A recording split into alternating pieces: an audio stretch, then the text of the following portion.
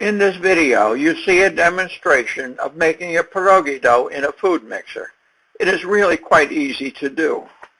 And this process is most useful if you're going to make a large number of pierogi.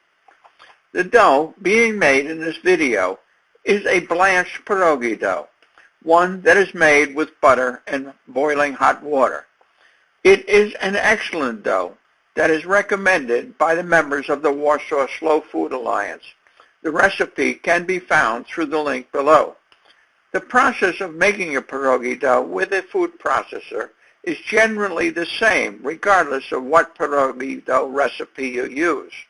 In all cases, however, it is important to remember that you do not want to overwork your pierogi dough and make it tough.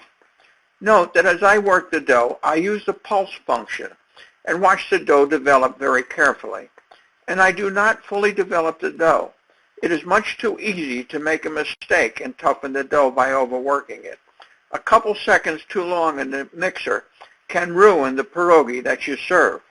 That is very easy to do with a food processor because they are so fast, so be careful. Mix the dough only until it binds together. Then remove it from the food processor and finish developing it by hand on your pastry board. If it is tacky when you take it out of the food processor, just add flour to your pastry board and work that flour in until your dough gets to be the right consistency. Note that the dough I made here was just about what I liked, and I did not have to do much kneading or add much flour. The little that I had to do to finish it, however, shows you the technique that you would have to use. Just repeatedly fold and turn until the dough feels satiny. All food processors have some upper limit as to the amount of flour that you can add. Most pierogi dough recipes call for flour in the 300 grams to 500 gram range, which are well within limits of most food processors. A final tip, it is always best to make a small mix of dough and finish it prior to moving on to a second dough. In that way, your dough is fresh and does not dry out. That's easy to do when you're using a food processor because it's so fast. I hope this information has been helpful.